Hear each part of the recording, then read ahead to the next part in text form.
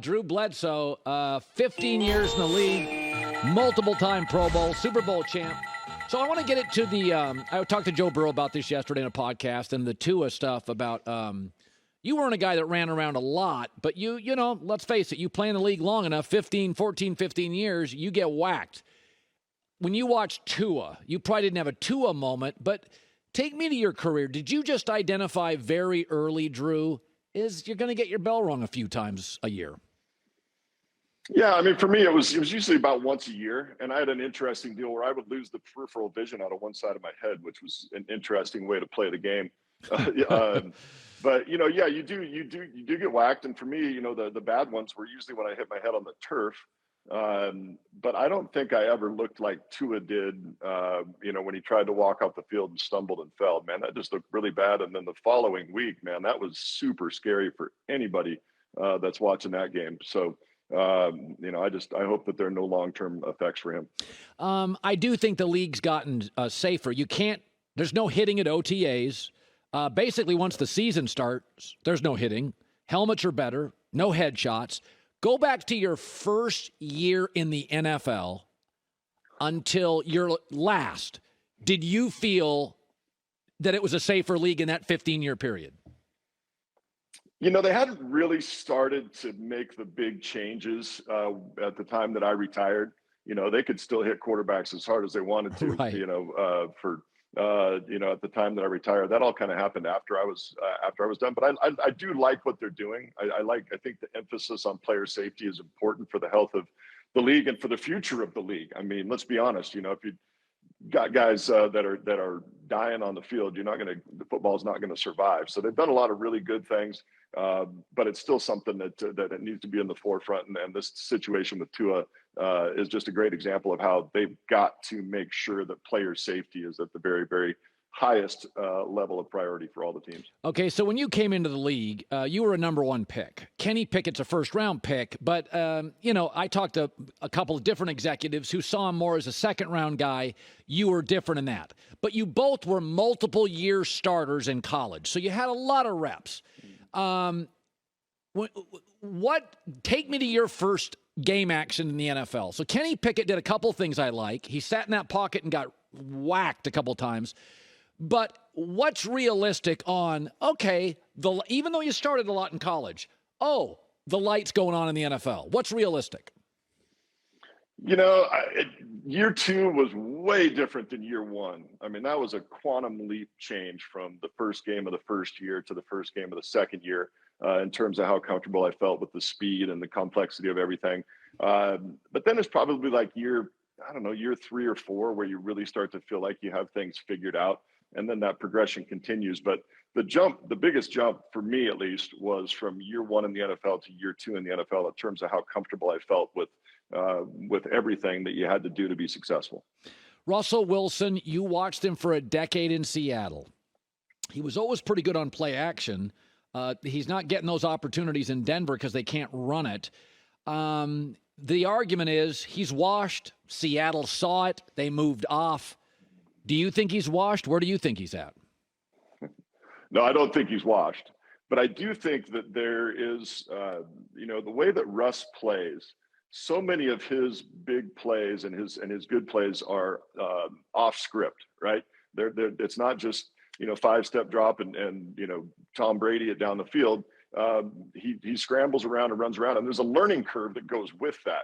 Your receivers and everybody that's playing with you have to learn how to move when Russ moves so that, he can make those off-script dynamic plays that have allowed him to be so successful for so long. That, and then you combine that with, if they can get the running game going and, the quarterback's best friend is a good play action game. So hopefully they can get that going for him too. So I saw Cam and Big Ben run early and watch their careers deteriorate quickly. Buffalo has no run game consistently outside of Josh Allen. Now, you and him have something in common. You grow up out west. You're both 6'6". You're both bigger than some of the defenders. And I think early in your career, Ben, Cam, Josh Allen, and maybe Drew Bledsoe, that, you'll run into a corner and not think much of it. But then all of a sudden there's a time for you that, a London Fletcher, whoever, somebody whacks you and you're like, all right, I'm done running. Take me to the time in your career that you made a decision, I don't want to feel like that again. Well, I mean, that was my game anyway, man. I didn't want that ball in my hands any longer than I had to, Colin. I didn't want to.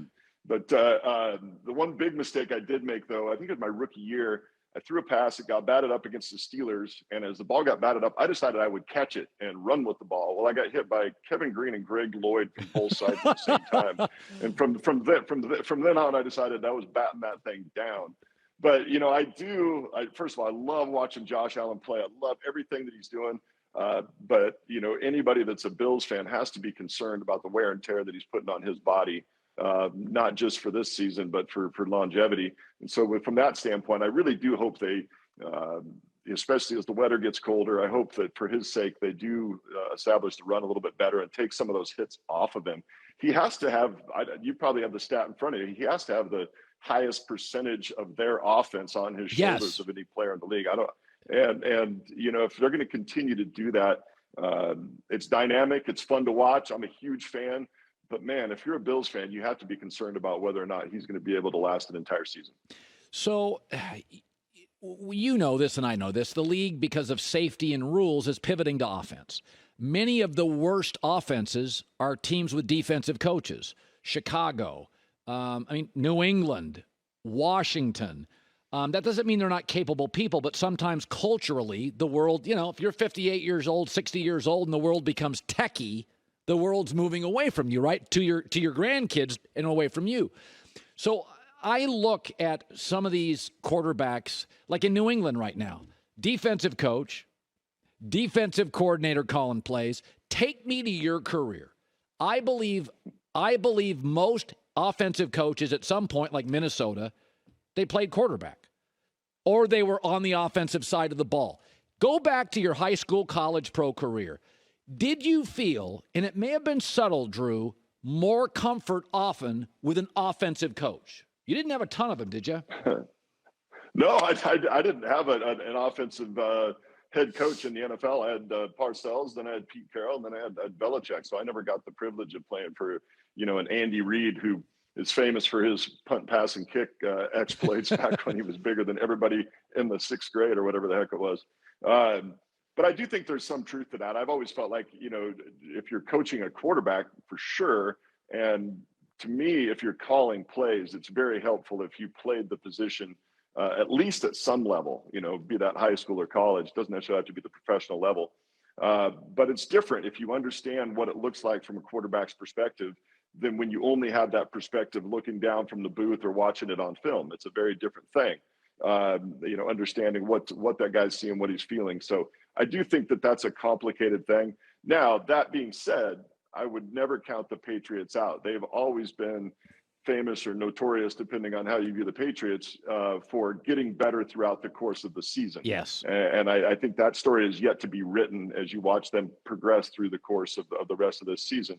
You get to the end of the season and they're still being unproductive, then I think you got to take a hard look at it. But I don't think that story is quite written yet. Drew Bledsoe, you see that bottle of wine behind him, go to doubleback.com. It looks like a fantastic cab. I'm just guessing here. I can't tell. Is it a cab? See, I knew.